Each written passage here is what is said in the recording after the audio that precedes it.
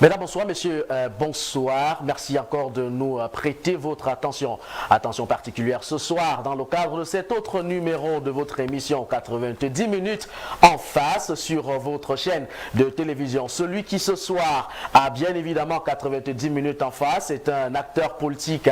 Il est très connu de la scène sociopolitique de notre pays. Il est d'ailleurs très influent. Il fait partie de ceux-là qui ne cessent d'impacter le quotidien des Camerounais politiquement parlant depuis 10 voire 15 ans sur le plan local et même international. Celui qui a 90 minutes en face ce soir est non seulement un entrepreneur très aguerri, détenteur de plusieurs entreprises depuis 17 ans, il s'est jeté dans l'écosystème entrepreneurial dans notre pays.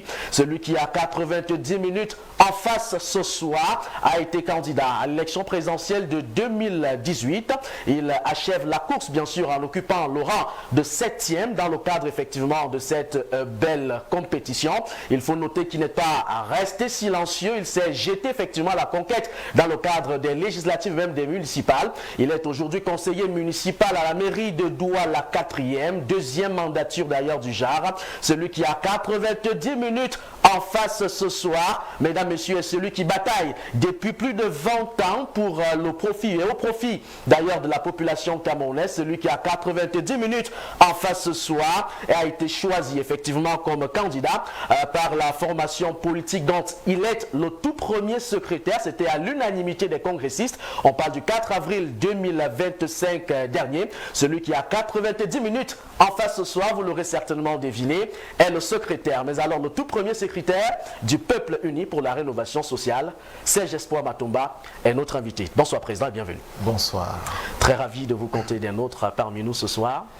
Le plaisir est le mien. Vous savez, quand je reçois une invitation d'un prestigieux média comme le vôtre, je me dois, n'est-ce pas, de répondre d'abord par ma présence physique, mais ensuite par la contribution que que nous pourrons apporter, n'est-ce pas, pour vos millions de téléspectateurs.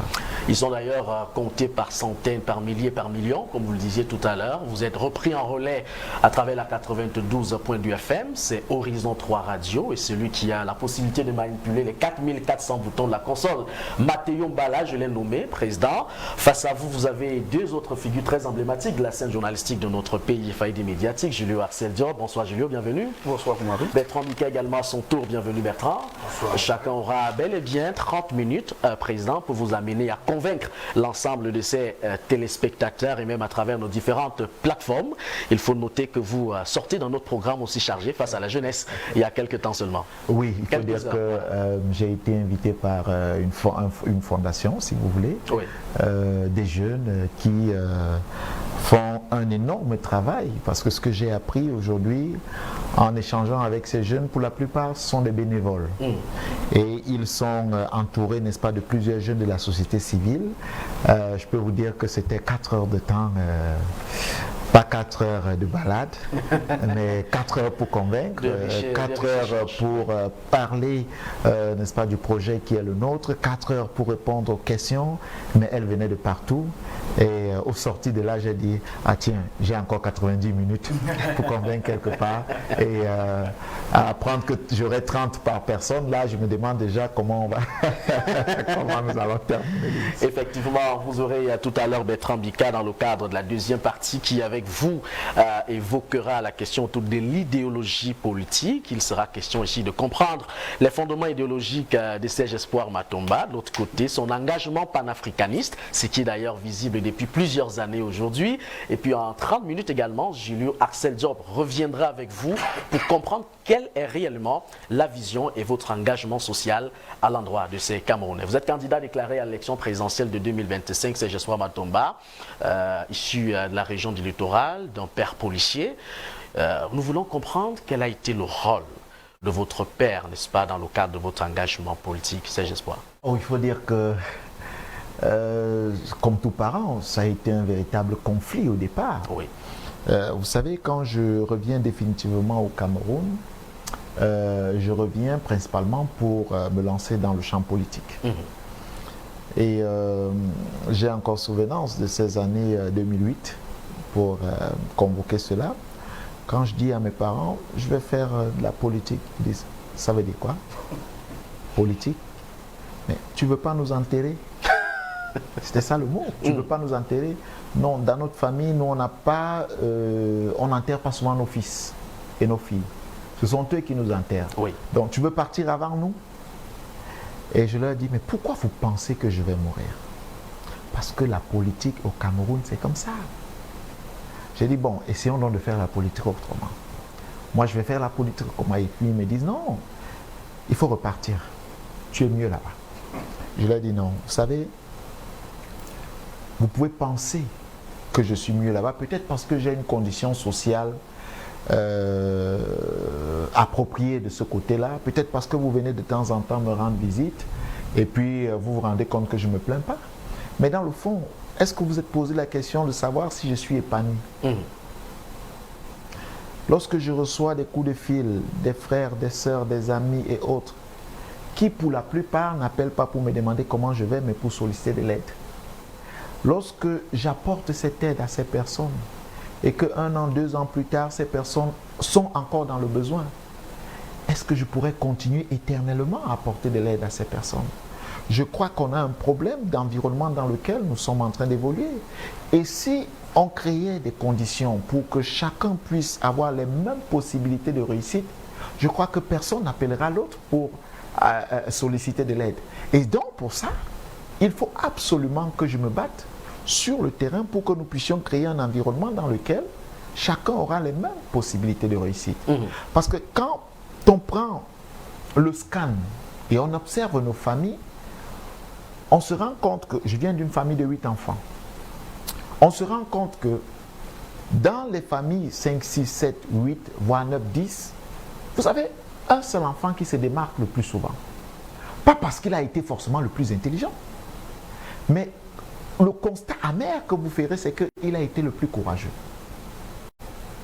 Alors, vous vous posez la question, sommes-nous en train de construire une nation dans laquelle seul le courage permettra aux uns aux autres de réussir?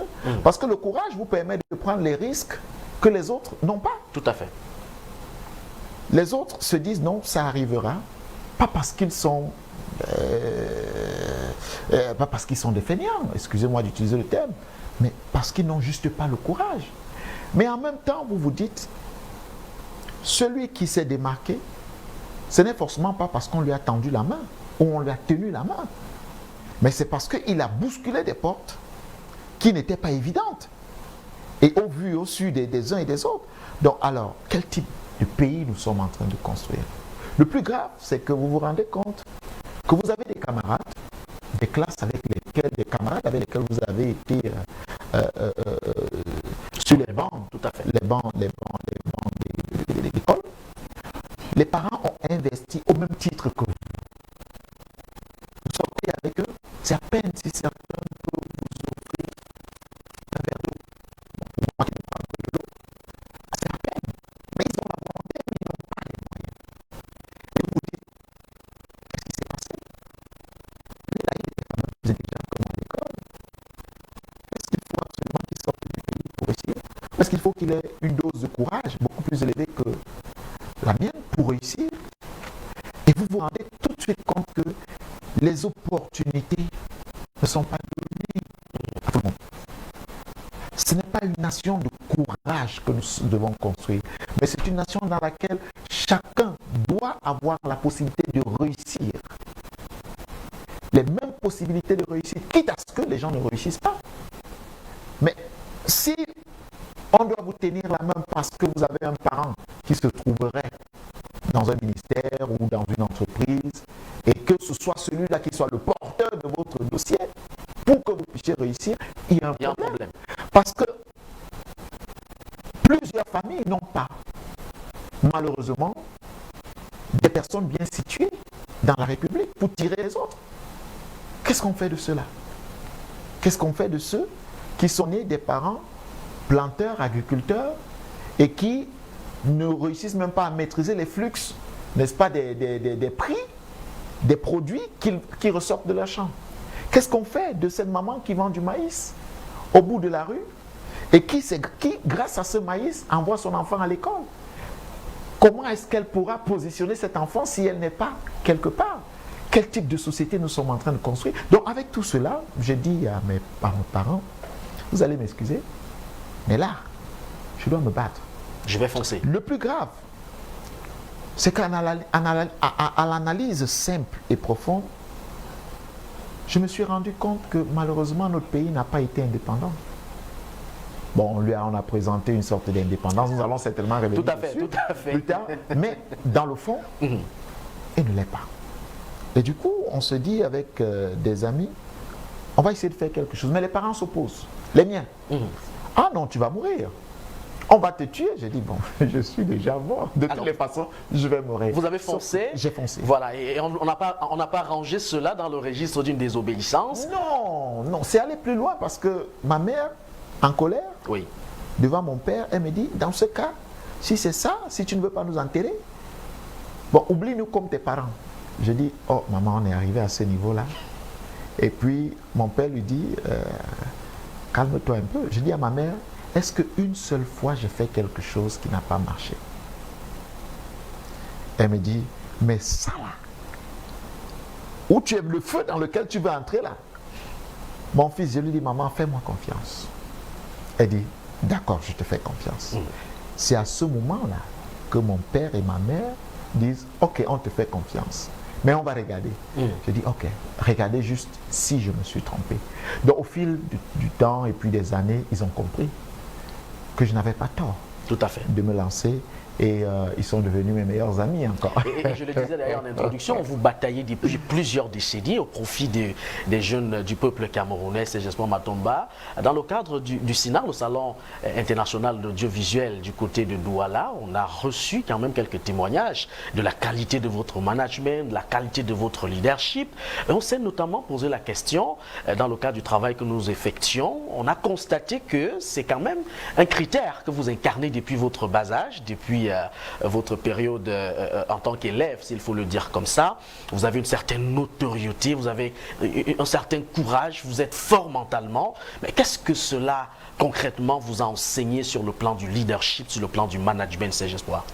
Ou de la responsabilité aussi? Il faut dire que, et c'est ce que je dis généralement à mes collaborateurs, collègues et autres, la construction a un prix. Vous savez, j'aime prendre l'exemple de la richesse. Oui. Ce qu'on présente généralement chez nous comme étant la richesse, c'est-à-dire le matériel, l'argent et tout ce que vous voulez. Je dis aux gens, si vous devenez riche par infraction, vous perdrez la richesse.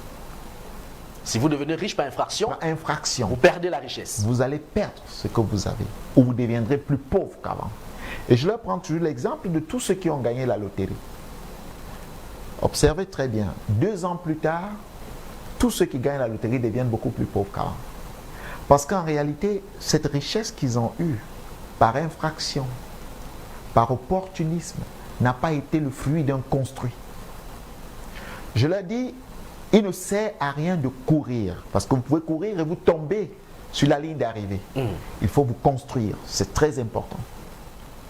Et la construction exige une certaine attitude, un tempérament, une maîtrise de soi, la connaissance de soi, parce que c'est l'élément fondateur de toute notre existence. Vous savez, il y a plusieurs personnes qui vivent et qui partent sans savoir qui ils sont. Personne ne vous dira qui vous êtes. La découverte se fera par vous-même, parce que vous ferez, n'est-ce pas, une séance, une ou plusieurs, sur l'étude de votre personne. Et lorsque vous avez réussi ce pari, vous réussissez tous les autres paris. Lorsque vous avez réussi ce pari, vous devenez un homme plein de convictions. L'argent ne vous commande pas, le matériel ne vous commande pas, il ne vous dirige pas et vous ne pouvez pas être, comme je le dis, non seulement achetable, mais soumis à des pratiques ou des causes non justifiées. Vous devenez le maître. Vous devenez le maître. Et dans cette optique, vous avez la maîtrise. La rigueur s'impose à vous, parce que vous vous connaissez. Je vous prends un autre exemple. Je m'étais toujours dit, étant un peu plus jeune, je ne boirai pas d'alcool. J'ai rien contre l'alcool, j'ai rien contre ceux qui boivent de l'alcool. Mais je m'étais dit par principe, je ne vais pas le faire et je le fais pas. Et vous ne le faites pas? C'est un principe. Mais ça ne veut pas dire que si je prends un verre, je vais tomber. Ça ne veut pas dire que ceux qui le prennent, je suis contre eux. Non, c'est pas ça.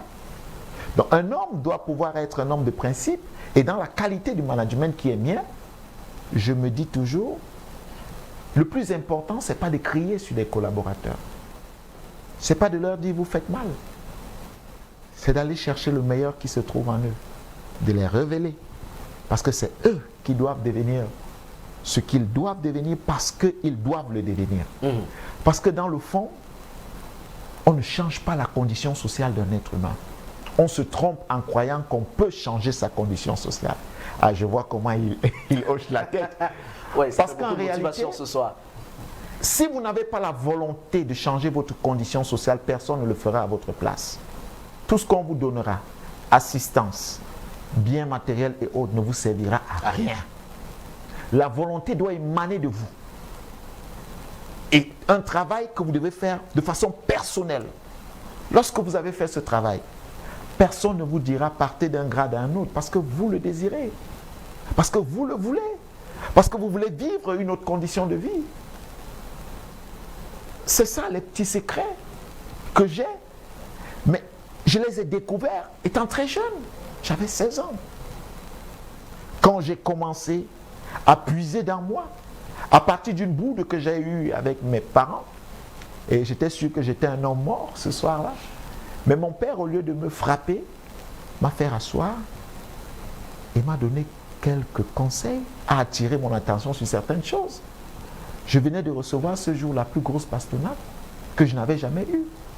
Et ça m'a renvoyé à un questionnement personnel qui aujourd'hui a forgé l'homme que je suis, qui est un homme qui est peut-être très désintéressé, comme certains le disent, qui n'est pas attaché aux biens matériels, mais qui a des convictions et des valeurs, qui respecte l'homme, qui met l'homme au-dessus de tout, au-dessus d'un bien, quel que soit le bien. Et ce sont ces convictions qui m'ont amené sur le champ politique. Parce que je crois que si nous pensons aux hommes, nous pensons à l'être, nous ne verrons pas, nous ne donnerons même pas de la place à l'argent et au matériel. C'est ce qui vous a conduit en 2010, parce qu'il faut noter que le Peuple uni pour la rénovation sociale, ça fait 15 ans exactement d'existence. C'est pas donné, c'est pas qui veut, mais qui peut. Depuis 2010, qu'est-ce qui vous a concrètement orienté, fondé, qu'est-ce qui a motivé l'homme que vous êtes à créer effectivement ce parti politique? Non, il faut déjà dire que quand vous dites l'homme, il faut le dire, je n'ai pas été le seul. Ok. Nous avons été avec des collègues et certains sont, je pleurais encore, on pleure encore notre secrétaire général qui est parti le 17 mai 2020 suite à cette histoire qu'ils ont appelée la Covid. Nous avons été quelques jeunes à penser qu'il fallait faire quelque chose. Parce que quand on observait, on regardait notre pays, on s'est dit pourquoi les jeunes n'ont pas de place et n'ont pas de parole?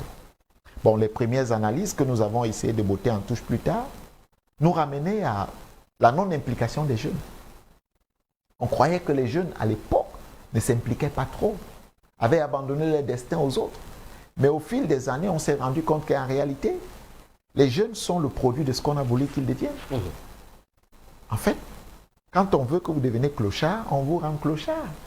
Si on veut que vous deveniez paresseux, vous devenez paresseux. C'est d'ailleurs pour cette raison que j'ai parlé du courage de ceux qui ont réussi par courage, pas parce qu'ils étaient les plus intelligents.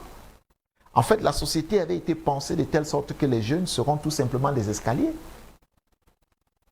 Et on s'est donc dit, on va mettre sur pied ce mouvement qui amènera donc les jeunes à une prise de conscience générale.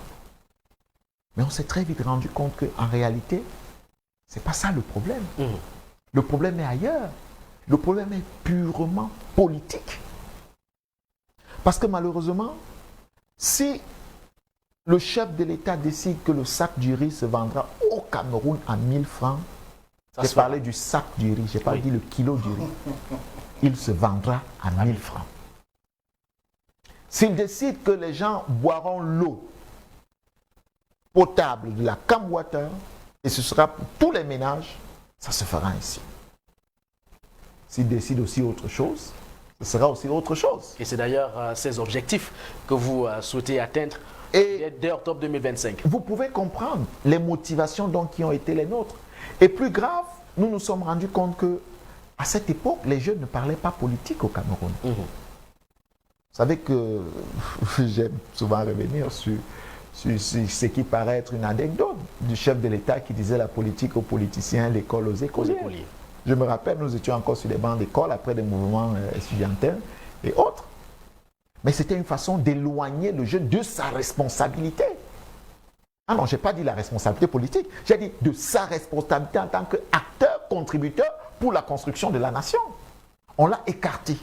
Le plus grave, c'est qu'ils ont créé des regroupements, des associations qu'ils ont appelées plus tard des partis politiques, quand on est revenu au multipartisme dans les années 90. Tout à fait.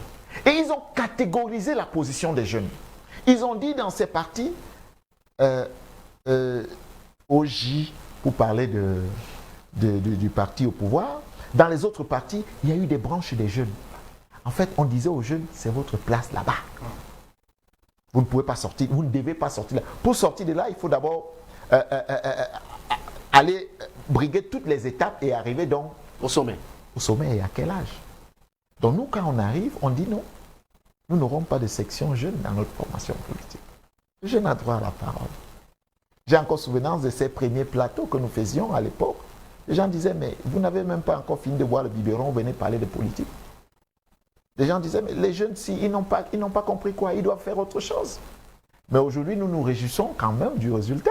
Tout à fait. Parce que plus tard, on a vu des jeunes arriver sur la scène politique, plus tard, y compris dans le parti au pouvoir, où les jeunes prennent désormais la parole. Mais ce sont des victoires qu'il fallait avoir et qu'on n'avait pas à cette époque. Donc, on a contribué et on continue de le faire à la construction d'une véritable masse critique dans notre pays. Donc, vous pouvez comprendre que les motivations ont été nombreuses.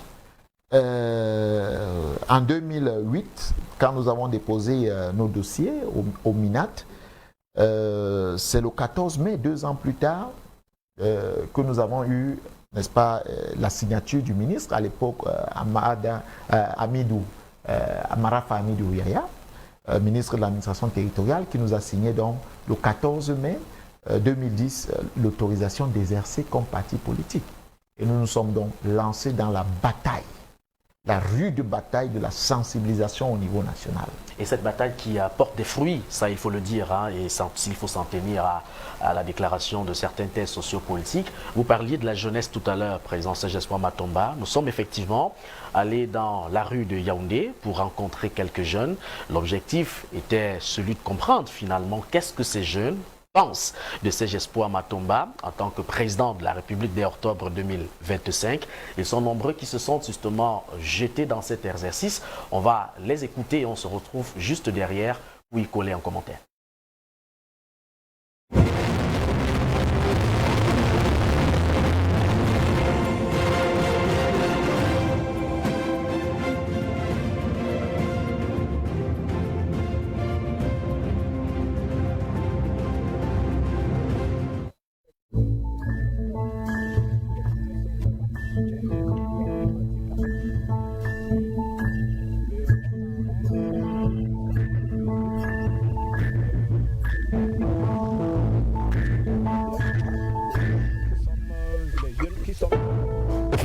On ne connaît pas le caillou qui peut tuer l'oiseau. On peut avoir les gens comme ça, il faut donner la chance à tout un chacun, à tout Camerounais. Espoir Matomba, comme son nom le dit, quand vous l'écoutez, c'est un monsieur très posé. Il a un discours très cohérent. Tel qu'il marche là, c'est une figure avec qui il faudra compter dans l'avenir, quand on a eu le temps de suivre avec ces différentes interventions. Si les Camerounais, c'est que les Camerounais connaissent, un candidat à la présidentielle, on ne sait pas s'il va prendre l'élection présidentielle. C'est comme souhaiter être candidat à l'élection présidentielle de il y a 7 ans. Serge Espoir Matomba ne peut vraiment pas être l'espoir de la jeunesse camerounaise. Tout simplement parce que je sais, aujourd'hui là, il s'est entouré du parti au pouvoir. Donc c'est ici qu'il n'est plus bien vu en fait. Ça, à mon avis, moi je pense qu'il peut être une civile d'espoir. Dans la mesure où c'est propose pour ce pays, pour la jeunesse pertinente. Donc j'ai souvent lu ces idées, ces choses qu'il propose. Bon, il est un jeune dynamique, mais dans la politique, chacun dit ce qu'il pense pour conquérir l'électorat. Donc je ne peux pas vous dire s'il est sérieux, s'il est bon, s'il est... je ne sais pas. On ne le sent pas trop, on ne sait pas, on ne le sent pas trop. Dans les réseaux, dans les radios et télévisions, on entend parler de RDPC, MCR, l'autre s'appelle Cabral et Libye. Espoir Matumba, ou bien il se cache, ou bien je ne sais pas.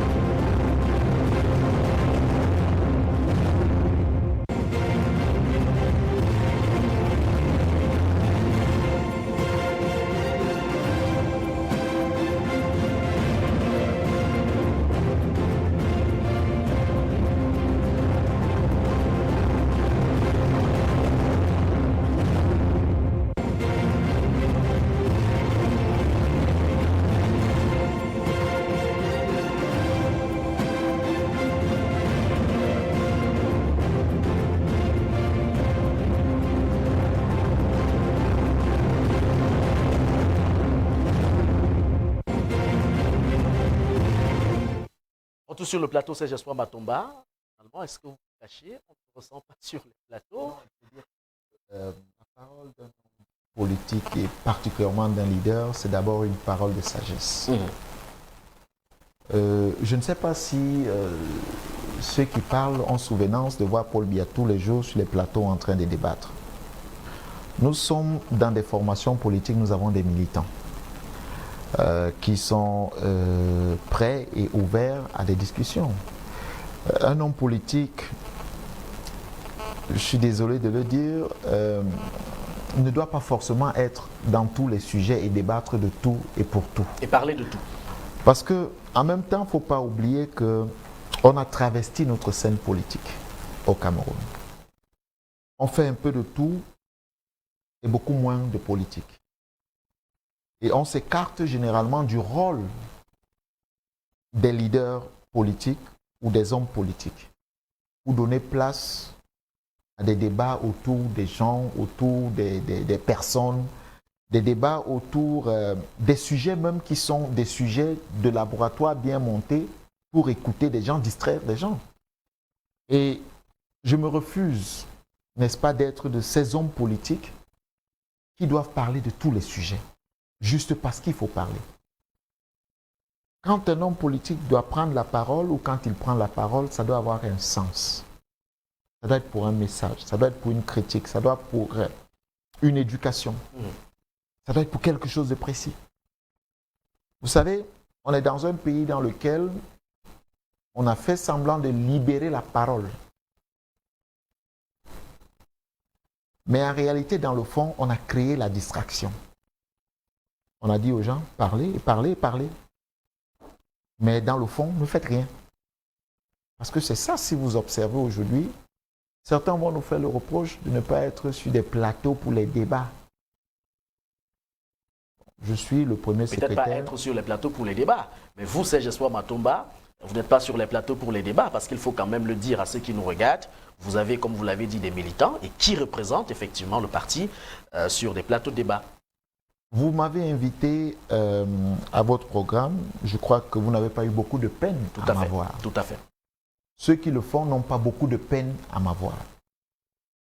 Mais il y a certains qui, pour les débats de ce qu'on va appeler les débats du dimanche, quand ils sollicitent le PURS, ils exigent que ce soit le premier secrétaire du parti qui vienne débattre sur leur plateau. Et pourtant, le parti leur propose des militants. Tout à fait. Ils disent non, on préfère le premier secrétaire parce qu'on connaît sa verve. Vous voyez, Et vous allez me voir en face d'un militant du RDPC. Même pas un responsable. Il va essayer soit de nous manquer du respect, soit de dire du n'importe quoi, ou alors il peut même dire des choses sensées, mais jamais en face de son président. Si les hommes de médias que vous êtes réussissez, n'est-ce pas, à mettre autour pour ce type de débat que nous ne refusons pas, parce que nous sommes d'ailleurs prêts, preneurs, des leaders politiques des différentes formations politiques, nous sommes preneurs. Vous nous amenez Paul Biya, on va débattre avec lui, nous sommes preneurs. Quand vous nous amenez un militant du RDPC, qui lui n'a parfois même aucune responsabilité, même s'ils ont même des responsabilités. Lui, il est dans ce que vous appelez, dans un langage, je crois que c'est un mot qui circule beaucoup, là, c'est juste le proving. Il faut qu'il montre que, voilà, il est capable de... Quand même il est capable de... Oui. Mais le gars, lui, sort toutes ses armes. Lui, il est là pour vous détruire. Et puis, quand vous réagissez, ou alors le ton que vous allez utiliser, certains vont vous juger par cela. Non. Un leader, quand il doit prendre la parole, sa parole doit être chère. C'est pour parler des projets, pour parler d'une situation, d'une crise, pour parler, pour éduquer, mais pas pour dire tout. Et c'est parce que vous avez justement l'objectif d'éduquer. Vous allez nous permettre, Serge Espoir Matomba, d'introduire la deuxième partie de cette émission, de cet entretien. Maître Ambika, je vais vous accueillir à nouveau. Bonsoir, bienvenue. Vous avez exactement 30 minutes pour entrer dans les profondeurs de l'idéologie politique pensée proposée par Serge Espoir Matomba et de comprendre le pourquoi de son engagement panafricaniste depuis plusieurs années aujourd'hui. On l'a d'ailleurs aperçu aux côtés d'Ibrahim Traoré il y a quelques jours seulement. Très belle collaboration certainement. Il va nous révéler, nous dire ce qui a été dit de ce côté, Bertrand. Vous avez 30 minutes pour cet entretien. Voilà, bonsoir. Premier secrétaire. Bonsoir. Bonsoir. Merci d'être encore avec nous ce soir. On a pris beaucoup de plaisir à vous écouter durant la première partie de l'émission. On avoue qu'on a pris beaucoup de vous. On apprend que vous êtes un homme de conviction, en plein du humanisme. Vous n'êtes pas arrivé à politique par infraction. Parce que vous voulez apporter du goût pour bien-être des Camerounais. Une de vos convictions, d'ailleurs, repose ou bien est essentiellement centrée sur le panafricanisme. Tout à l'heure, on a vu récemment avec Ibrahim Traoré du Burkina Faso. Pourquoi Ibrahim Traoré? Est-ce que aujourd'hui l'homme représente parle au Cameroun? Écoutez, nous avons peut-être des combats semblables ou similaires, mais des combats qui se rejoignent. Ibrahim Traoré aujourd'hui est reconnu pour sa bataille pour la souveraineté du Burkina Faso et par conséquent de l'Afrique. Nous, au sein de notre formation politique, d'ailleurs, ce n'est pas la rencontre d'Ibrahim Traoré qui nous a fait présenter ce projet qui est debout pour une souveraineté totale. Vous pouvez comprendre que nous parlons de souveraineté et ça depuis belle lurette. C'est d'ailleurs pour cette raison que vous allez voir dans notre idéologie, nous l'avons nommé le mpodolisme, c'est-à-dire mpodol. Parce que pour nous, jusqu'à preuve du contraire, la lutte qui a été menée par nos dévanciers, ces dévanciers-là, tout ce qu'ils avaient pensé, pour nous, ce n'était pas une question de parti politique, mais c'était une idéologie. Et ils ont réussi à nous la transmettre et nous poursuivons donc sur cette lancée. Non, nous sommes pour une véritable souveraineté de notre pays parce que nous croyons pertinemment, par des faits, que le jour que le pays deviendra véritablement indépendant et souverain, les enfants de ce pays seront des modèles dans le monde entier. Donc, le rapprochement que vous pouvez nous voir, que vous pouvez observer avec certains panafricanistes connus aujourd'hui, parce qu'il y a plusieurs qui ne le sont pas, c'est un rapprochement idéologique purement. Nous croyons que l'Afrique a besoin de s'émanciper. On n'a plus besoin de regarder les Africains comme des sous-hommes, comme des Noirs, comme des personnes à qui on dit ce qu'il faut faire. Les Africains aujourd'hui, et les Camerounais en particulier, pour revenir au Cameroun, doivent s'affirmer en tant qu'hommes. Vous savez, j'ai eu, je ne dirais pas la chance, mais j'ai eu l'occasion de vivre un peu chez ces gens-là. Je sais le regard qu'ils portent sur nous. Je sais comment ils nous observent et je sais ce qu'ils pensent de nous. Et j'ai eu la chance de côtoyer plusieurs pays africains. Le complexe que nous avons aujourd'hui en tant que Noirs, c'est un complexe qui nous a été obligé, si vous voulez. Mais la libération de notre pays, de notre continent, passera par la démystification de tous ces complexes et l'affirmation des personnes que nous sommes en tant qu'Africains. Je vais vous faire rire. Ah, quand vous avez vu l'image avec Traoré, vous avez vu que j'étais dans une tenue comme celle-ci. Tout à fait. Si vous observez mes différentes sorties au niveau international, vous verrez que je suis toujours en tenue traditionnelle. Tout à fait. Mais ce que je vais évoquer ici, c'est le fait que chaque fois que je fais une sortie au niveau international, je fais l'objet de beaucoup d'attirance. Des gens qui veulent faire des photos, des gens qui veulent faire, des gens qui veulent m'écouter, des gens qui veulent... Et puis, des gens me demandent, mais on fait comment pour avoir ce type de tenue? Ah là, je dis, ah, j'ai touché où il fallait. Parce qu'en réalité, l'identité qu'est la nôtre doit pouvoir s'affirmer par nous. Nous ne pouvons pas continuer à croire que nous sommes des hommes et nous-mêmes nous auto-sanctionner, censurer, en croyant que d'autres sont supérieurs que nous. Non. Donc, dans cette affirmation, il est de notre devoir de reconquérir ou alors de conquérir ce que nous n'avons pas eu dans le passé, qu'est notre véritable souveraineté. Et à ce niveau, nous nous rejoignons donc plusieurs d'entre nous. Il n'y a pas que Ibrahim Traoré, ils sont nombreux. D'ailleurs, vous m'avez vu recevoir certains panafricanistes au Cameroun. Vous voyez d'autres Camerounais avec lesquels nous travaillons sur ces concepts et tout. Donc nous sommes même allés jusqu'à lancer l'international panafricaniste, qui est un courant de pensée qui rentre dans la même ligne. Donc c'est pour dire qu'en réalité, nous ne nous sommes pas éloignés de ce que nos pères, nos dévanciers, les combattants de notre libération ont commencé. Ces nationalistes-là qui pensaient que le Cameroun, les Camerounais doivent s'auto-gérer, s'auto-définir. Voilà, on comprend donc que vous êtes un fervent défenseur du panafricanisme, mais beaucoup de Camerounais estiment que ces espoirs bateaux-là sont un petit peu de la distraction. Ils estiment qu'en réalité, le Cameroun a ses propres contingences qu'il faut adresser avec pertinence et démence, de façon urgente. Parler du panafricanisme alors que nous ne s'en sort pas ici, c'est un tout petit peu refuser de voir les réalités en face. Que dites-vous aux Camerounais? Pourquoi au Cameroun, on ne s'en sort pas? J'estime qu'on a un problème ici que vous devez résoudre, vous devez régler. Ça prend des solutions camerounaises en urgence, pas des solutions panafricanistes. J'estime que le Burkina Faso, ils ont les deux qui s'occupent du Burkina Faso, vous devez vous occuper du Cameroun. Il faut noter que je répondais à votre question lorsque vous avez évoqué Ibrahim Traoré. Les problèmes camerounais sont des problèmes de souveraineté d'abord. Il faut que les Camerounais le comprennent. Parce que je vais prendre 2-3 éléments pour vous amener à comprendre.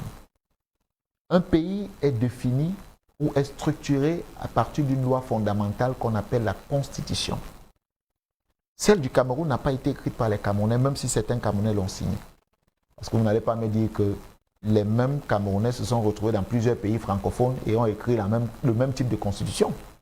C'est les noms qui changent dans les constitutions. C'est d'ailleurs pour cette raison que vous allez voir que plusieurs sont en train de modifier leur constitution. Et notre problème, qui est d'ordre structurel, se trouve donc dans la loi fondamentale qu'est la Constitution. Vous voulez convoquer quoi comme problème camerounais? Le manger, le boire, le dormir? Allons-y donc, pour que vous puissiez comprendre que c'est dans la conquête de notre souveraineté que nous allons résoudre le problème. Le Cameroun n'a pas d'énergie. Pourquoi? Parce qu'en réalité, l'énergie ne dépend pas de nous. C'est un élément de souveraineté.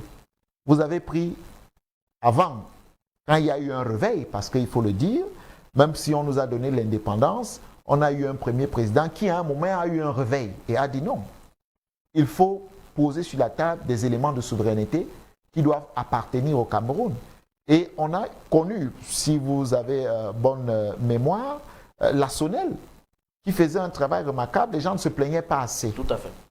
Même si aujourd'hui on va justifier que la population a augmenté, bon, c'est comme si gouverner, ce n'était pas prévoir.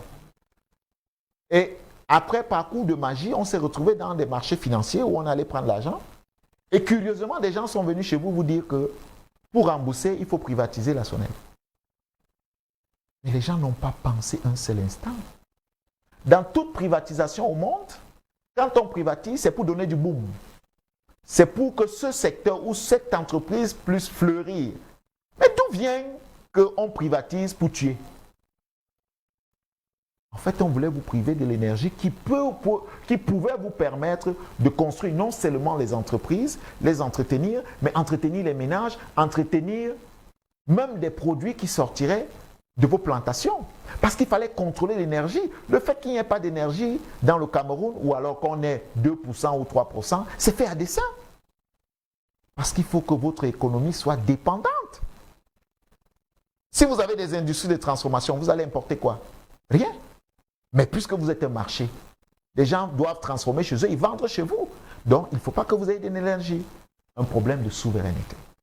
Donc, pour vous dire qu'en fait, les problèmes du Cameroun, c'est très léger de penser que le problème d'eau est un problème naturel.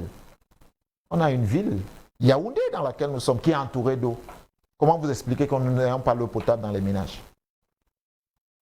Bon, c'est trop facile aussi de dire que ce sont les dirigeants qui sont là. Mais non, les dirigeants qui sont là ont été mis là pour remplir ces missions. Rappelez-moi une seule cause pour laquelle ceux qui sont là se sont battus une fois. Ça n'existe pas. Allez-y fouiller, vous allez vous rendre compte qu'ils sont des héritiers d'un système ojulatis qui est là depuis. Donc, ils remplissent des missions précises. Allons-y plus loin. Puisqu'on parle des problèmes du Camerounais, puisque quand on parle, les gens vont dire le panafricanisme et autres. Non, c'est des problèmes de souveraineté que nous questionnons, que nous posons sur la table. Allons-y dans le secteur de l'emploi. Puisque vous ne pouvez pas créer d'entreprise, comment vous allez employer? Vous ne pouvez pas créer d'entreprise parce que vous n'avez pas de l'énergie. Comment vous allez employer? Qui est donc celui qui reste comme le plus grand employeur? L'État. Curieuse. Une autre curiosité. Il peut employer combien à l'état actuel des choses?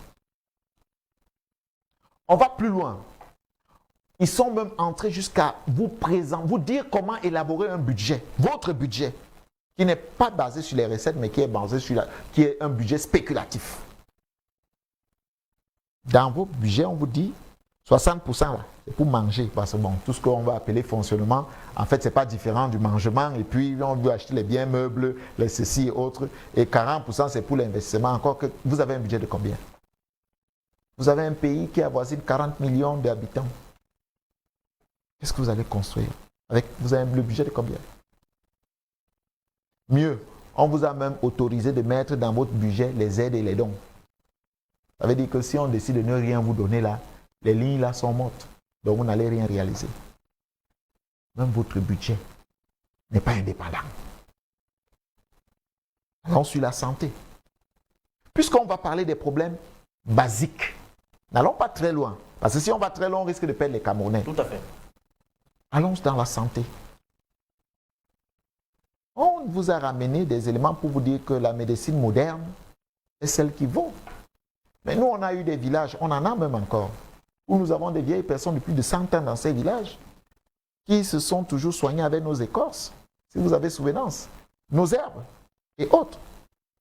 Mais après avoir endoctriné les Camerounais, après avoir endoctriné les Africains, on leur a montré que cette médecine-là, c'est une médecine de sorcellerie.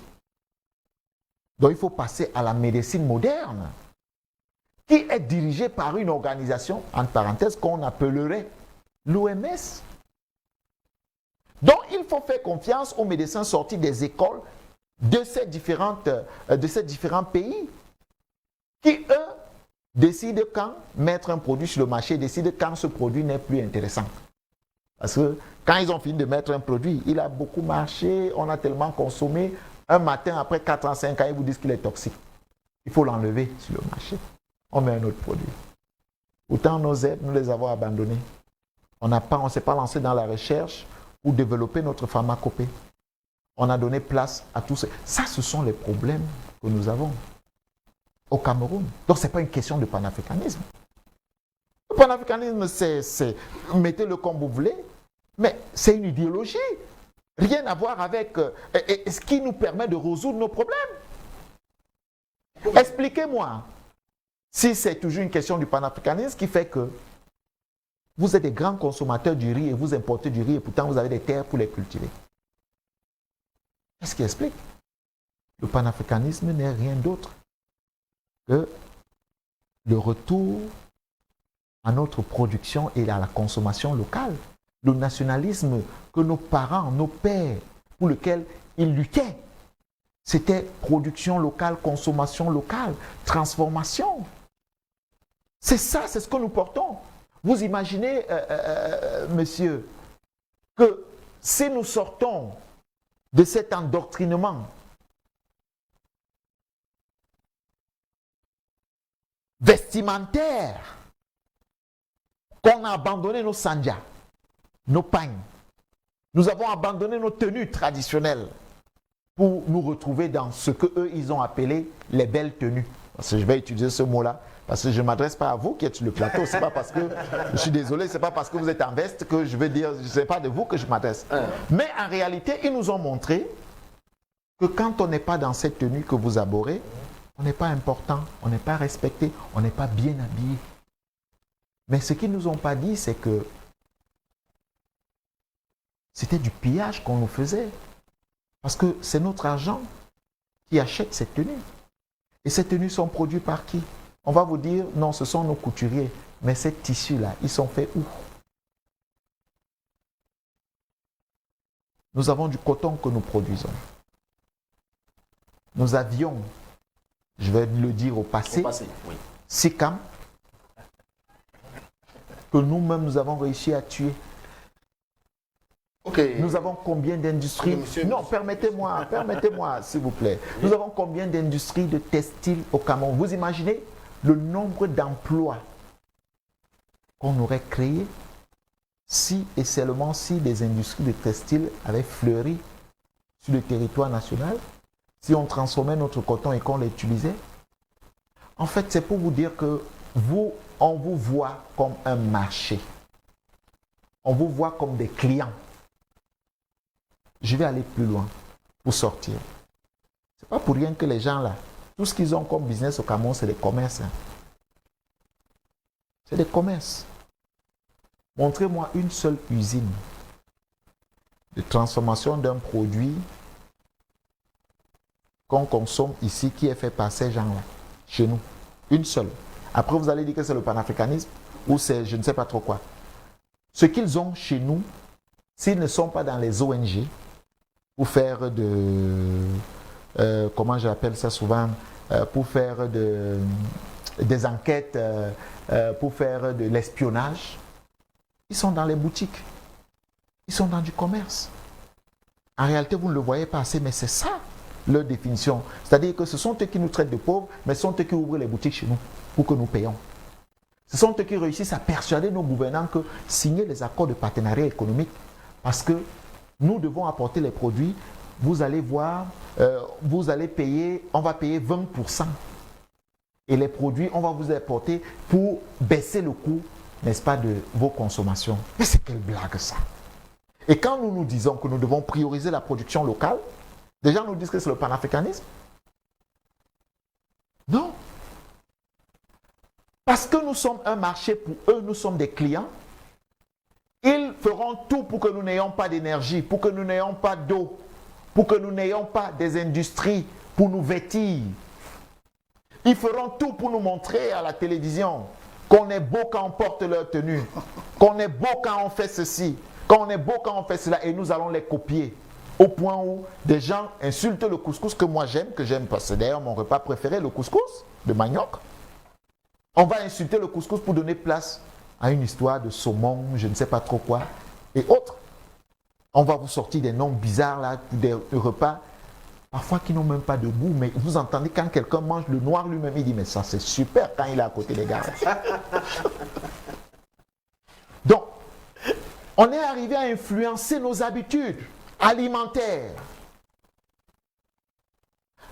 Après avoir contribué à détruire notre sol, parce que là encore c'est un autre débat dans lequel on va peut-être revenir. Voilà, vous venez de nous dresser là une fresque assez sobre mais pertinent de l'état de malaise qui prévaut au Cameroun en particulier.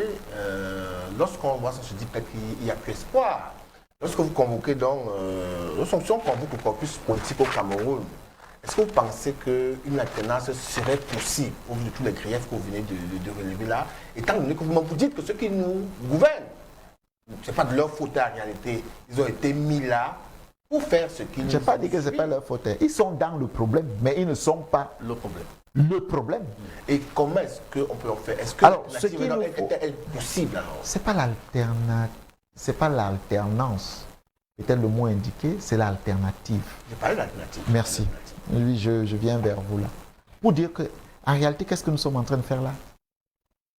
C'est de dire aux Camerounais ce qu'il y a à faire. C'est parce que c'est possible. C'est de dire aux Camerounais, le problème que vous avez, que nous avons, c'est que nous n'avons jamais été libres.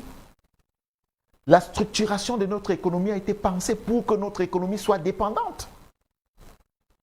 Pour preuve, on importe tout, même les culs-dents, on a le bois, on importe le culs-dents. Vous expliquez ça comment?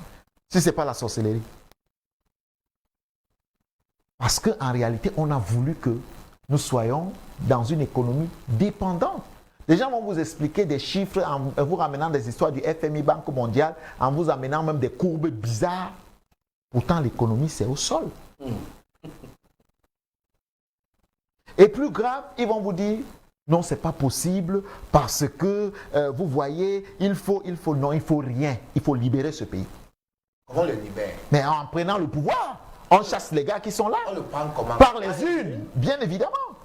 Dans notre contexte aujourd'hui, qu'est-ce que vous appelez contexte? Code électoral qui est convoqué par vous-même, les hommes d'opposition, vous dites qu'il n'est pas, il est taillé à la mesure du parti au pouvoir. Les institutions sont caporalisées, ils travaillent pour le parti au pouvoir pour maintenir le système. Vous pensez que ce n'est pas les unes que ça peut changer? Nous croyons pertinemment que ça changera par les urnes. Vous savez, le parti au pouvoir ne va jamais écrire un code électoral favorable à l'opposition. Ça n'arrive pas. Je suis un élu.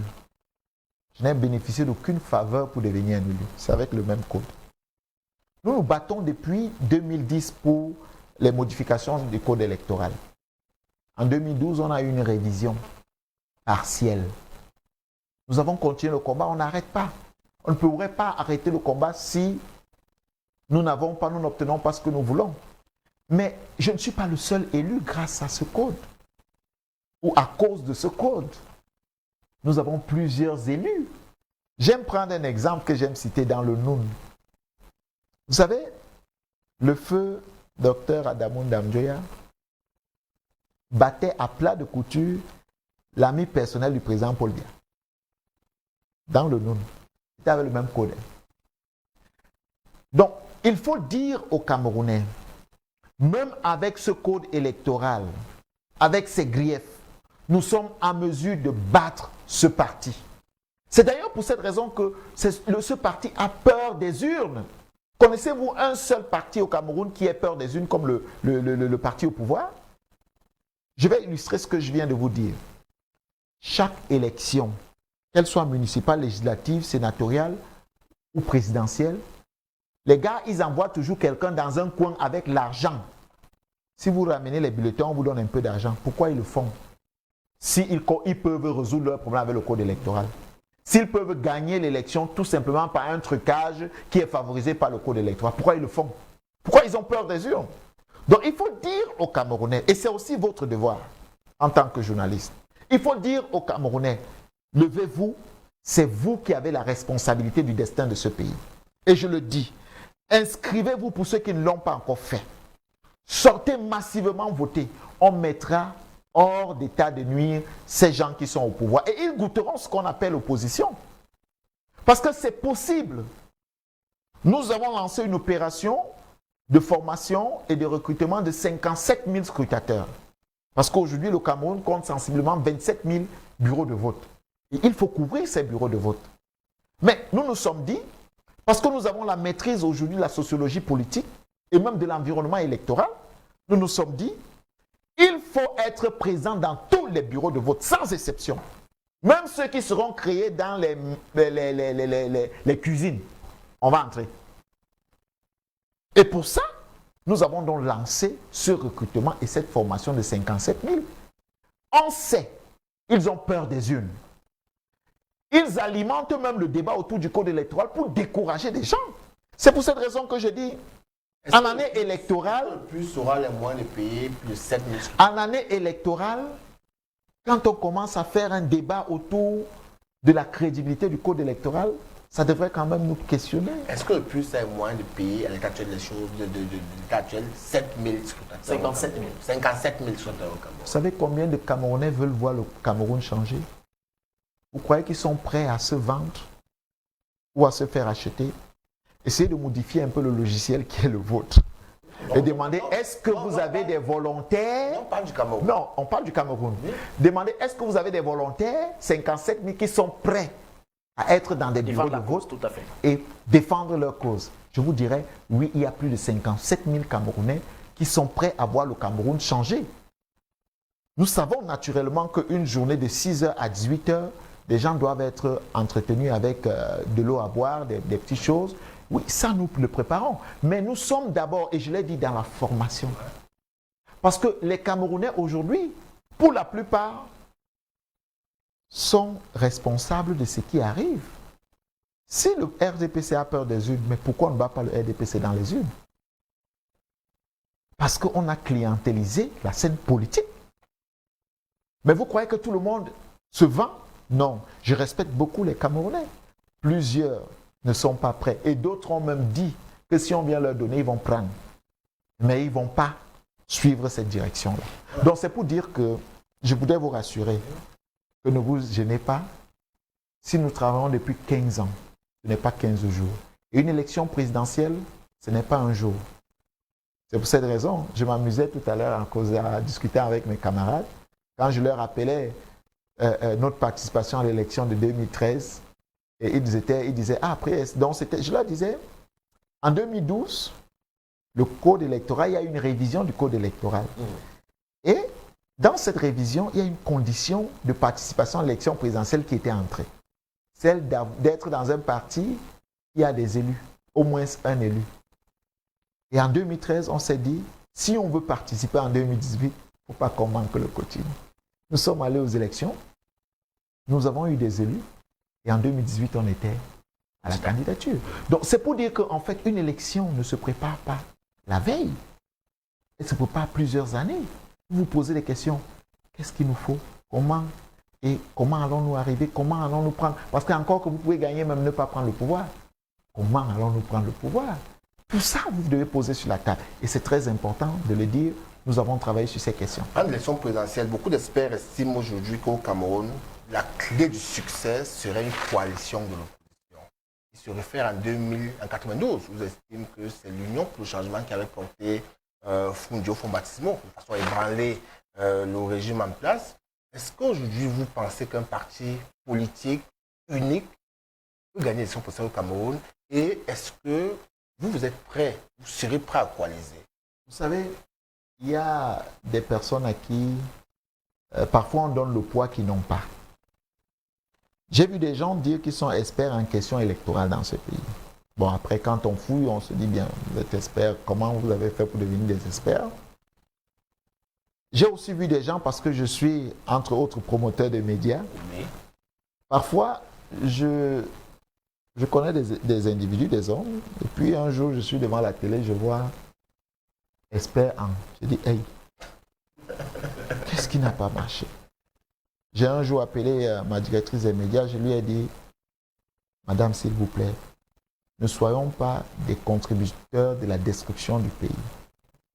Que chacun utilise le titre qui est sien. Non, ce sont eux qui désirent, selon les journalistes, ce sont eux qui disent qu'on doit mettre expert. Je dis, ne mettez pas, parce qu'ils ne sont pas des experts.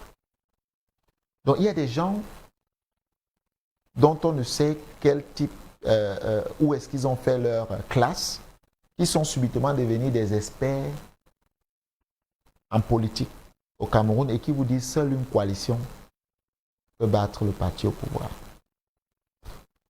C'est curieux quand même. Ce n'est pas une coalition qui peut battre. Et qu'est-ce qu'ils mettent dans la coalition? Ce n'est pas les projets. Ils parlent des hommes. Et si c'est une coalition des hommes, on a déjà chacun dans sa formation politique des hommes. C'est déjà une sorte de coalition. Maintenant, quand on parle de coalition des hommes, c'est quoi? C'est que lui, il dit que on doit être ensemble. Mais moi, je dis, je suis contre l'homosexualité. Lui, il dit, il est pour l'homosexualité. Bon, on se met quand même ensemble. C'est ça le pays là qu'on veut. C'est ce type de coalition qu'on veut. C'est ce type de pays qu'on veut construire. Parce qu'en réalité, il faut dire quelque chose qui est très important. C'est les Camerounais qui doivent créer une candidature forte. De par le projet qui leur est présenté. Si vous passez le temps à dire aux Camerounais, vous-même en tant qu'homme de médias, qu'il faut forcément une coalition, ils vont intégrer ça. C'est comme une musique que vous chantez. En 2011, élection présidentielle, je crois qu'il y avait un type en France qui était Nicolas Sarkozy, qui était président. Et il allait feu de tout bois en disant que Paul Biya ne doit plus rester. Il disait des trucs bizarres comme ça. Les gens du parti au pouvoir ont sorti dans leur mallette quelque chose de très intéressant. Ils ont dit non à l'ingérence. C'est nous qui décidons qui doit être présent. Le président Paul Biya, nous le voulons. Savez-vous que même l'opposition s'est retrouvée en train de supporter Paul Biya parce qu'on disait non à l'ingérence en 2011. Rappelez-vous bien, heureusement que vous êtes un acteur de la scène. 2018. En 2016, ils sortent dans leur tiroir coalition de l'opposition s'il faut gagner le RDPC. C'est eux qui ont sorti ça. Ils ont ventilé cela.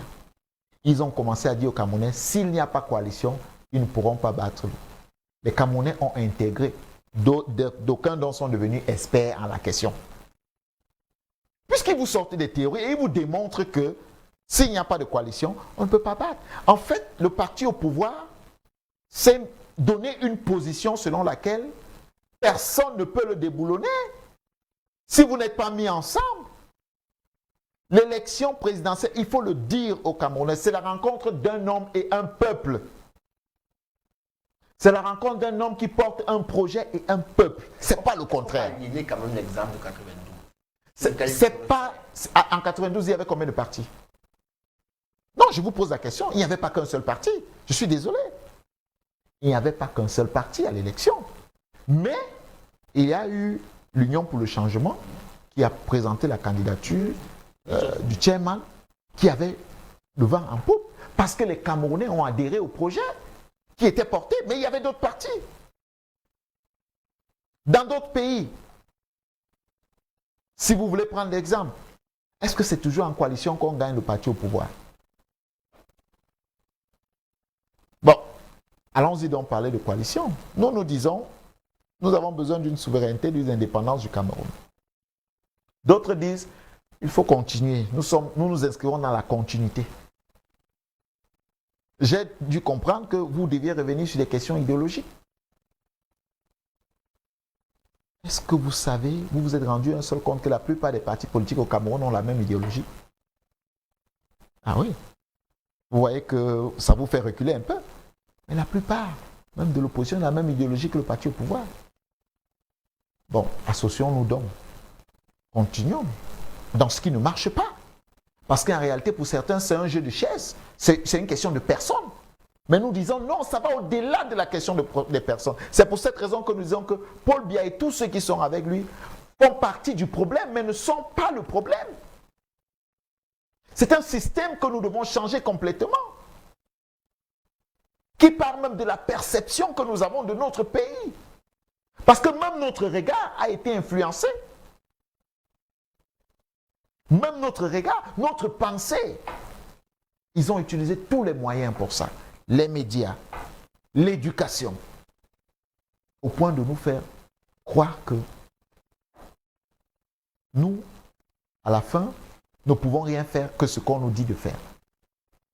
Mais notre émancipation, à quel moment elle va se révéler? L'émancipation du peuple. La masse critique que nous construisons depuis. Je vous ai dit d'entrée, nous ne sommes pas en politique par infraction. Nous avons compris les enjeux. et pas d'aujourd'hui. Et nous nous sommes dit, nous allons construire le Camerounais et construire le Cameroun. C'est vers là que nous allons. Et je crois pertinemment que les Camerounais qui nous suivent aujourd'hui doivent pouvoir être très attentifs aux différents projets qui sont présentés.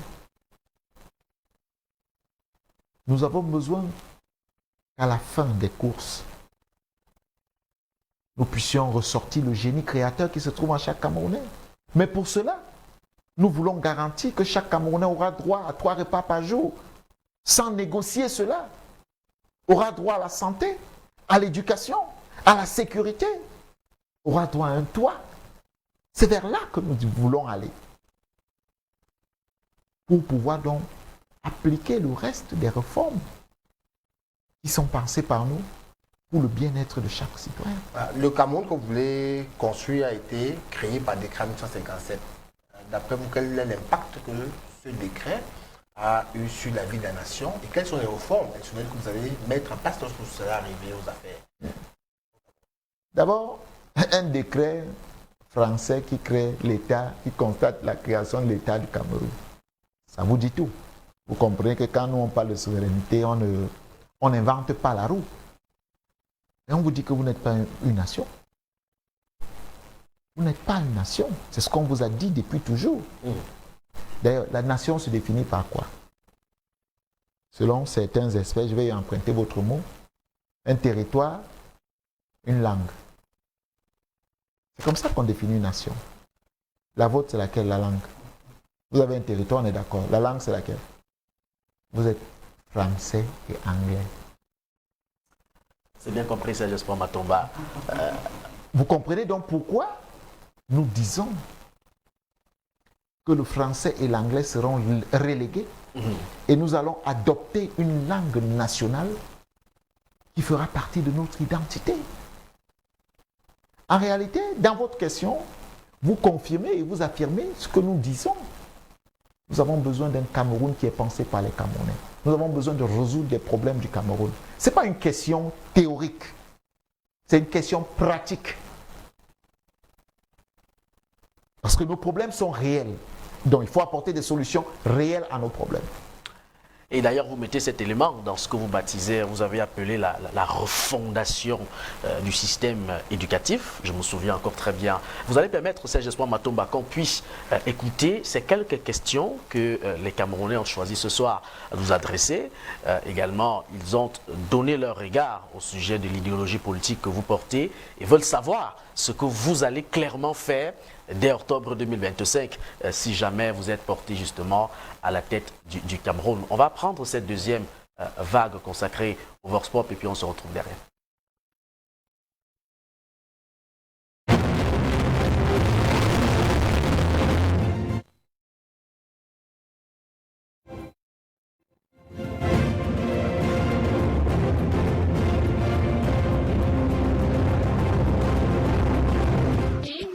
Si dépose sa candidature, il peut dire ça sortit, pourquoi pas. Comme il est encore ça peut aller pour la jeunesse.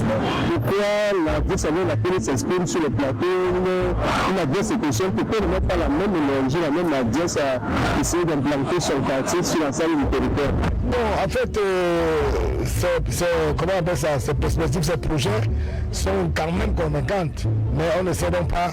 Tu sais que beaucoup de gens parlent souvent comme ça, mais notamment quand ils sont élus, c'est autre chose. Espoir Matomba, au début de sa carrière politique, il a vraiment capté l'attention des jeunes, n'est-ce pas? De telle sorte que, bon, il était presque au même moment que Cabral Libye, de telle sorte que lorsqu'on mesurait la qualité de popularité par rapport à ce qu'on voyait sur les réseaux, la télévision et tout ça, Espoir Matomba était un peu plus sollicité par les jeunes que Cabral Libye. Bon, comme je disais tout à l'heure, qu'à un certain moment, il a commencé à pas dormir, je ne sais même pas, j'appelle ça dormir. Il a commencé à dormir un peu pendant ce temps. Cabral Libye lui aussi, il gagnait en popularité. Donc, s'il peut lui arriver maintenant de récupérer cette popularité qu'il avait déjà eue avant. Nous voulons savoir, est-ce qu'effectivement, il pourrait avoir résoudre les problèmes. On a encore l'impression que j'ai peur de dire, mais je crois que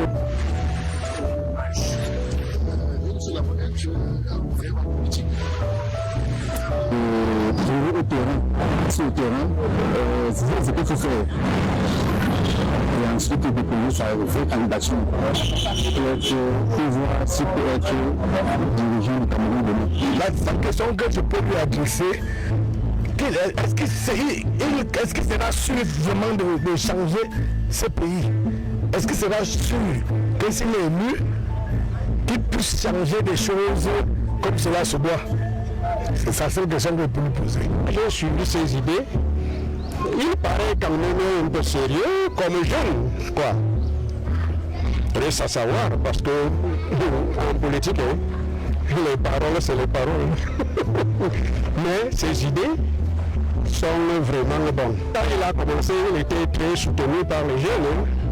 Maintenant, il a dormi, ou bien il veut seulement se réveiller à la présidentielle.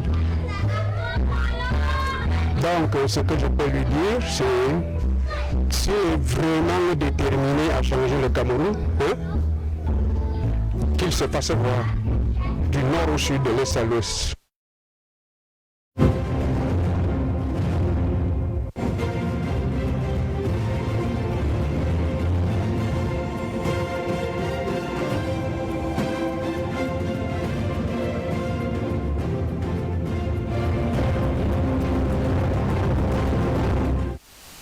Jospin Matomba, est-ce que vous êtes certain de changer les choses une fois à la tête du Cameroun? On a eu une autre question autour du chômage. Qu'est-ce que vous comptez faire pour résorber cet autre épineux problème? Et une autre question, c'est pas une question mais une affirmation ou peut-être un conseil. Le père déclare qu'il faut que vous fassiez voir. Que le père soit rassuré. Voilà. Que le père soit rassuré. Je me ferai voir. Si déjà je ne me fais pas voir, je me ferai voir beaucoup plus. Voilà.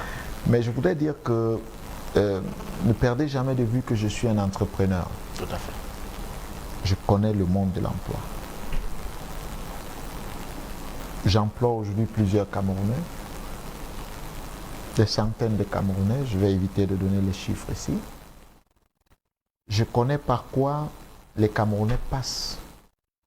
Je connais les réalités et je connais le domaine entrepreneurial, ce que les entreprises peuvent traverser dans le pays.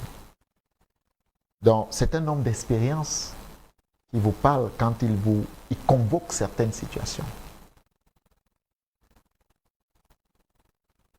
Vous savez, j'ai l'habitude de dire, le Cameroun a une grosse main-d'œuvre qu'elle n'utilise pas.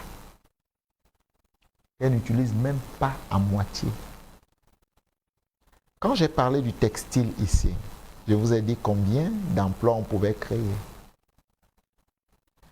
Si j'entre dans l'éducation, les métiers autour de l'éducation, si je vous donne les chiffres, le nombre d'emplois qu'on peut créer, vous n'allez pas croire. Les métiers autour de l'aviation, c'est-à-dire dans tous les corps de métiers, à partir du moment où nous allons affirmer notre position stratégique, notre position camerounaise, à partir du moment où nous allons prioriser la consommation de nos produits qui aura une implication directe dans le système éducatif, mais ce sera le boom de l'emploi dans le pays. Ce sera le boom de l'emploi. Parce que, voyez-vous, comment on fera pour transformer les produits qui viennent, que nous retirons soit de nos champs ou de nos forêts et autres? Il faut bien construire les machines. Qui, selon vous, construira des machines? On va les importer? Non, ce sont les Camerounais qui vont construire des machines. Ça veut dire que vous aurez des industries de fabrication de machines sur place. C'est une main-d'œuvre importante. Parce que le Cameroun, sous notre magistère, ne sera plus un pays dépendant des autres en tout.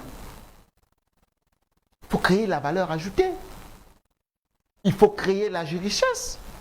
L'État ne pourra pas employer tout le monde. Ça, c'est une vérité. Il ne le fait déjà pas.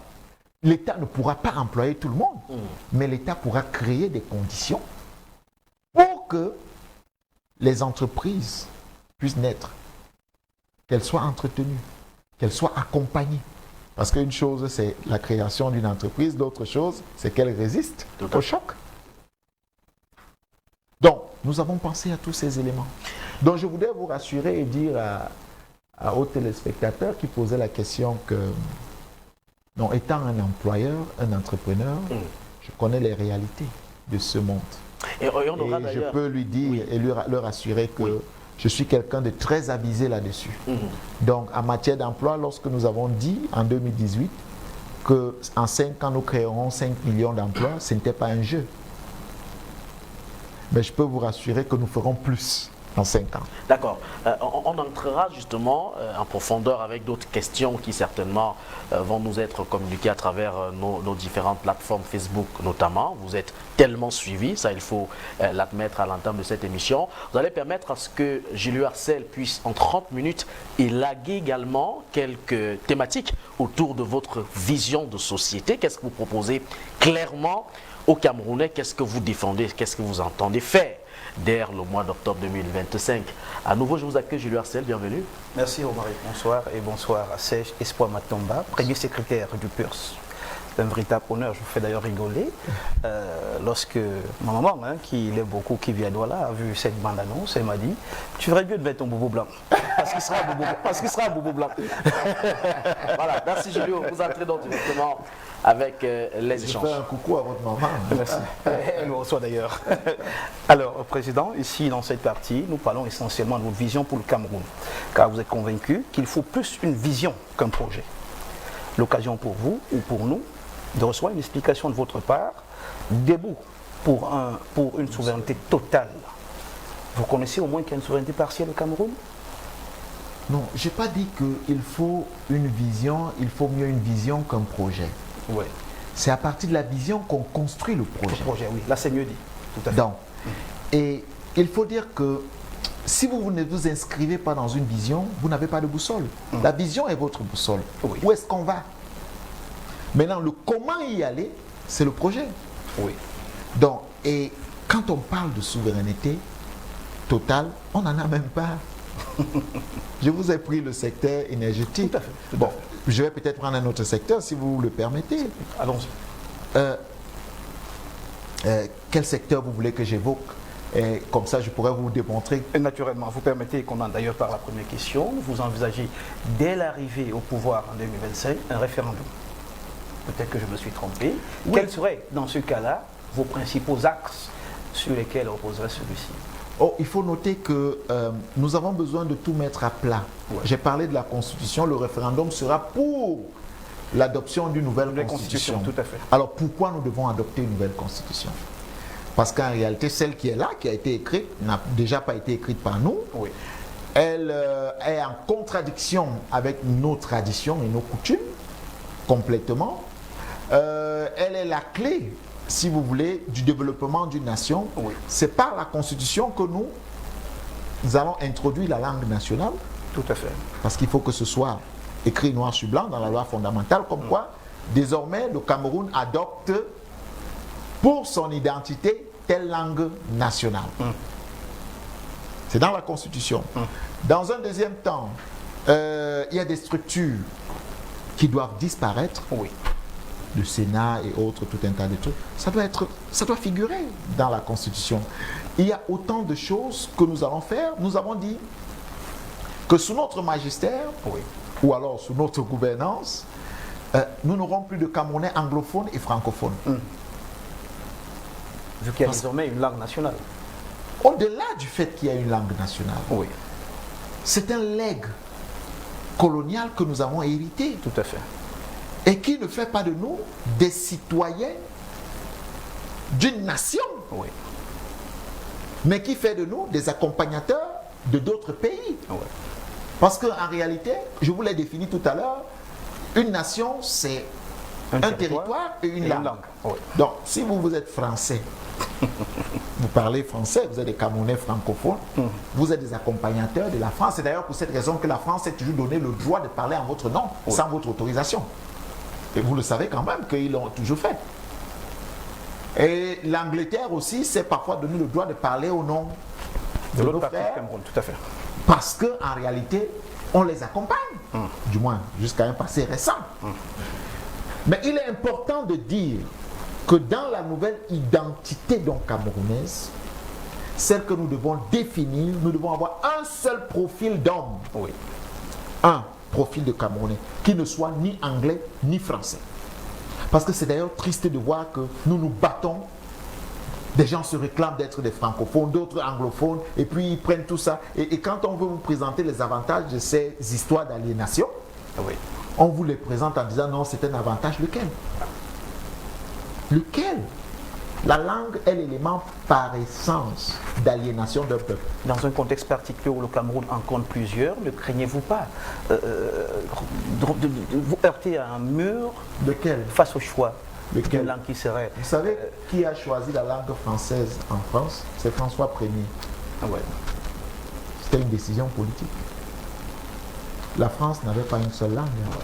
Attention, jusqu'à présent, elle a plusieurs langues. Mais il a choisi le français, il a dit, elle sera la langue nationale et la langue parlée, la langue officielle. Et le nom de la France même. En France, les Français parlent le français. En Italie, les Italiens parlent l'italien. Au Portugal, les Portugais parlent... Elle existe déjà, la langue que vous souhaitez justement, elle existe? Nous avons plusieurs langues. Il y a deux méthodes pour choisir la langue. Je vais d'abord convoquer ce que nos dévanciers, les Oumniobert, avaient choisi dans le temps. Ils avaient choisi le Foufoudé. Ça, au moins, vous êtes au courant. Je le confirme.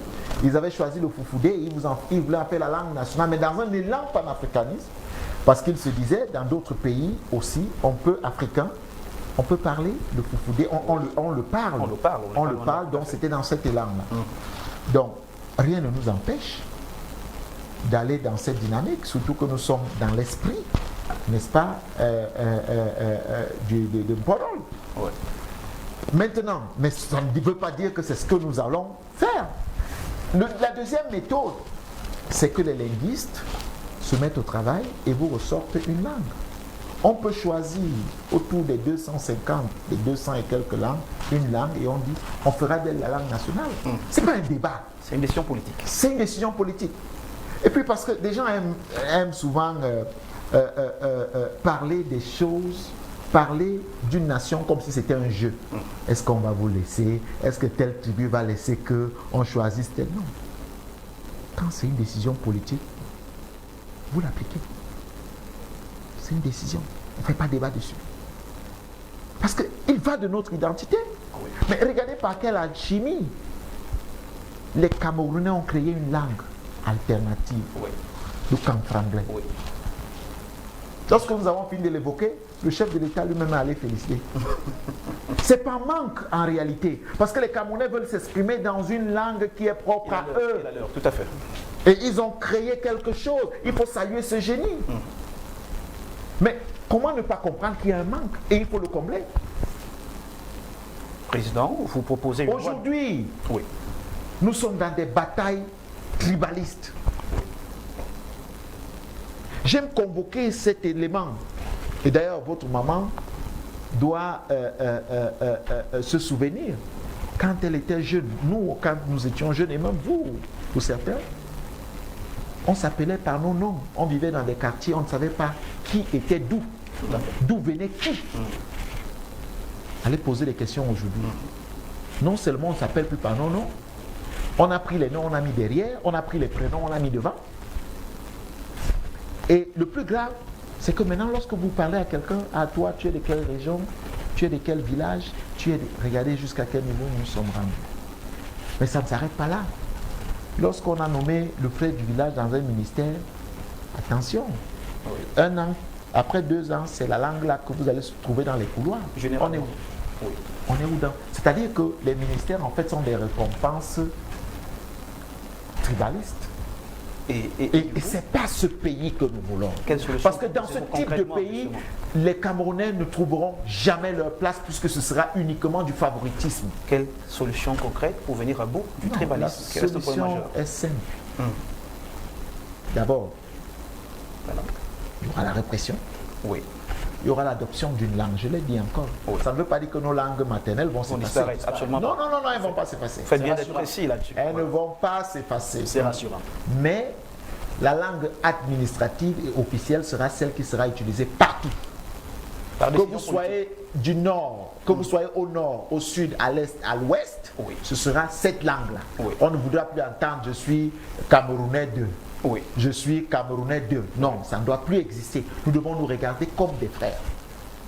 Donc dans un premier temps, c'est un élément qui apportera une solution même au problème du tribalisme que nous connaissons. Oui. Nous devons promouvoir le mérite dans ce pays. Les récompenses politiques vont disparaître, doivent disparaître. Oui. Cette histoire d'équilibre régional que les gars ont pris pour mieux diviser les Camerounais, là, nous, on ne partage pas ça. D'ailleurs, ça répond à leur système, à ce système. Oui. Donc vous comprenez qu'avec nous qui serons en pleine révolution, ça ne fera pas partie de notre outil de travail. Parce qu'avec nous, Oui. ce sera la compétence. Mais chacun aura la chance. Justement. Chacun aura sa chance.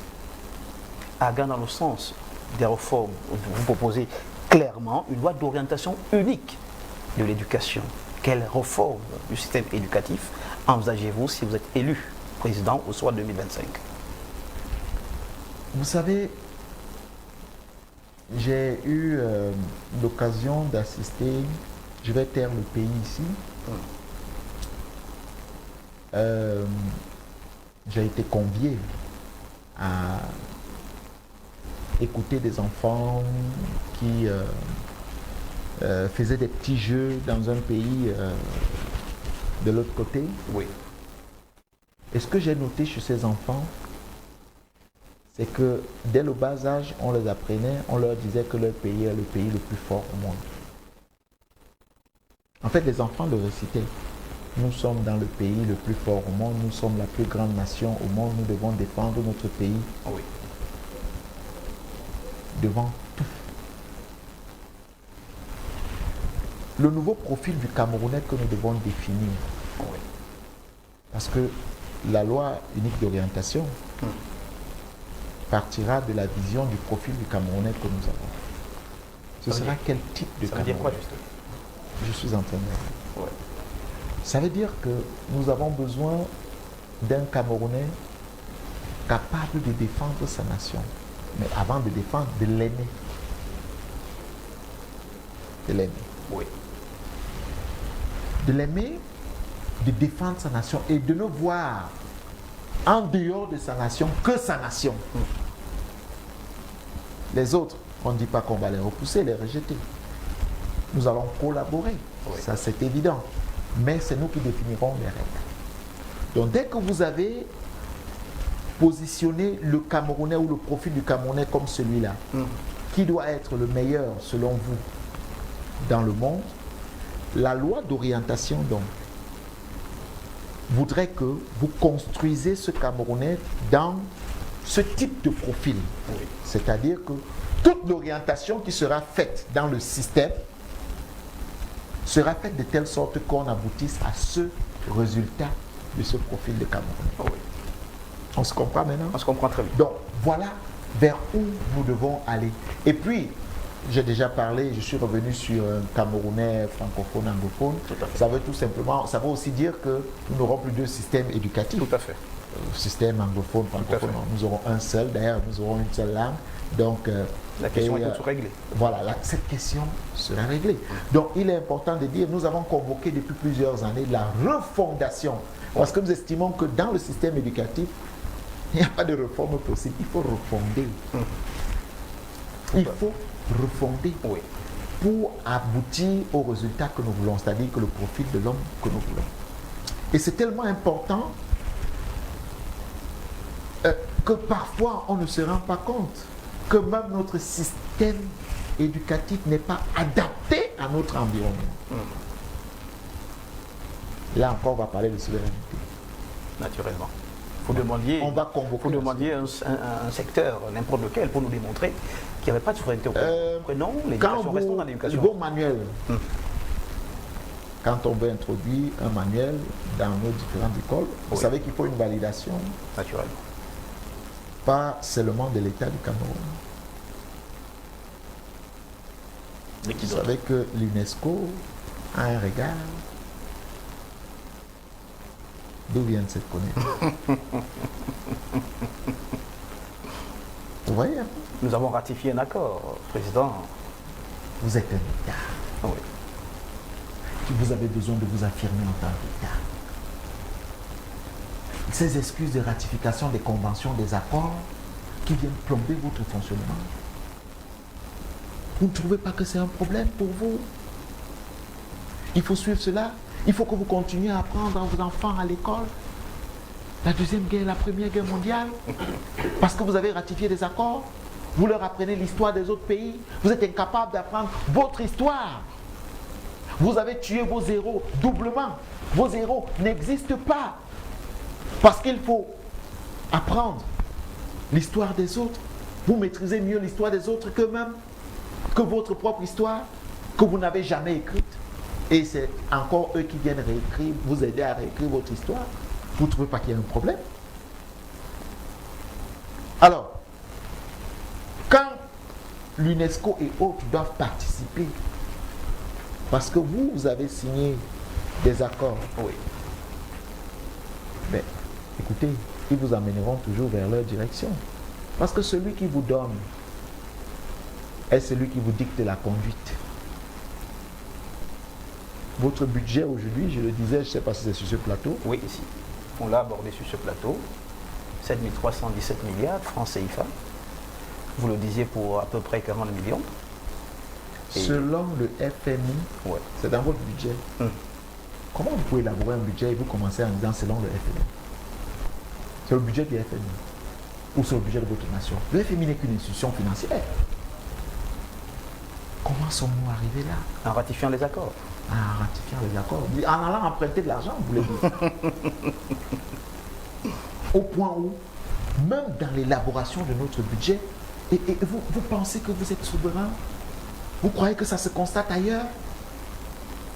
C'est-à-dire qu'une institution financière va au Parlement français et que les parlementaires français qui sont en train d'élaborer le budget mettent là que, parce que nous devons à tel, ils ont dit que voici comment nous devons élaborer notre budget. On est toujours sérieux, non? Là, c'est vraiment expliqué terre à terre, Président. C'est ce qu'on essaie de dire. Et quand on le dit, c'est pour que les Camerounais comprennent que notre problème est beaucoup plus profond que ce que les gens racontent. Oui. C'est beaucoup plus profond. On vous a même conditionné dans l'utilisation de votre argent. Mais comme vous êtes des génies, vous avez même réussi à introduire dans votre budget les aides et les dons. C'est-à-dire que votre budget n'est pas basé sur des recettes, votre budget est spéculatif. Vous allez, toujours dans le cadre de ce budget, on vous dit, les gars, ils votent une loi là bizarre, ils vous disent que non, le budget de fonctionnement doit être au-dessus du budget de l'investissement. Vous allez donc investir sur quoi? Bon, fonctionnement, il faut expliquer peut-être terre à terre pour que les gens comprennent, c'est manger. Il faut bien dire qu'eux, ils justifient. Fonctionnement, c'est manger. Il faut expliquer ça. L'État a besoin de fonctionner au quotidien. Les meubles, faire ceci, mettre du carburant et autres, tout un tas de trucs. Donc, on vous dit qu'il faut entretenir l'appareil. Donc, vous mangez, vous consommez. Et on vous dit que 40% serait réservé à l'investissement. Vous avez vu le pays que vous avez? Et puis, vous croyez que les investissements ne sont pas faits parce que non, il y a une question de volonté. D'abord, oui. Et maintenant, il y a une question du modèle économique du pays. Oui. Mais on vous a enfermé dans l'endettement internel. Parce qu'on vous dit, puisque il vous reste combien dans votre budget pour investir? Qu'est-ce que vous devez donc faire? Aller emprunter sur les places, sur les marchés financiers. Tout à fait. Le plus grave, c'est que vous n'empruntez pas pour investir. Vous, là, ici au Cameroun, on emprunte pour manger encore. Consommer encore. Fonctionnement. Bon, on est même arrivé, on est même allé trop loin maintenant. Maintenant, on emprunte pour rembourser la dette. Oui. C'est-à-dire là, à l'étape où on est maintenant. Les projets n'étant pas toujours maturés. Là, non, laisse la maturation. Là, il y a plus de solution. C'est-à-dire on a tellement emprunté pour consommer que maintenant, on emprunte pour rembourser la dette. Donc, Quand une dette arrive à échéance, on court encore pas emprunter pour rembourser. Donc on emprunte. Voilà vers où nous sommes présentement. Et on croit que c'est un jeu. Je vous propose qu'on donne un peu d'espoir au Camerounais. Président Sexto Matomba. Ce n'est pas pour dire qu'on n'a pas espoir, sinon je ne m'appellerais pas espoir. Voilà, vous parlez. C'est pour dire qu'en réalité, il n'y a plus de solution en face. Oui. Oui. Et nous avons la solution. Nous sommes la solution. Vous parlez d'ailleurs de mobilisation citoyenne dans votre projet social. Vous insistez sur la mobilisation citoyenne collective. Qu'entendez-vous par là concrètement, président Sexto Matomba? Mais écoutez, j'ai souvenance, c'était en 94, quand les Lions Indomptables allaient en Coupe du Monde. Je crois que c'était en 94, si je ne me trompe pas de date. Tout à fait, vous ne vous trompez pas. Il y avait eu cet argent qui est resté entre New York et Yaoundé. Il y avait eu, on avait appelé ça opération de cœur. Oui. Tout à fait. Vous vous rappelez? Oui. Coup de cœur. Coup de cœur. Oui. Ça passait en direct à la CIATI. Les Camerounais, nous qui sommes attachés tellement au football, mais c'était magnifique de voir comment ce coup de cœur avait tellement marché. Les contributions fusaient, des gens sortaient des enveloppes. Je sais aujourd'hui, j'ai la preuve de cela, que les Camerounais sont prêts à faire mieux pour la construction de ce pays. Parce que le discours selon lequel où allez-vous prendre de l'argent, comment allez-vous faire, non, c'est une question de volonté. Je sais pertinemment parce que je discute avec plusieurs Camerounais. Le problème des Camerounais, c'est qu'il n'y a plus de confiance en face. Et donc, ils ne sont pas prêts à s'engager. Rappelez-vous des premiers emprunts obligataires qui ont été lancés dans ce pays. Avant une semaine, les souscriptions étaient terminées. Parce qu'en réalité, les Camerounais se disaient, c'est pour quelque chose de bien, avant de découvrir qu'on empruntait pour consommer, pour manger. Donc, c'est pour vous dire quoi? C'est pour vous dire que, dans le fond, c'est la volonté qui sortira ce pays de la phase dans laquelle nous sommes présentés.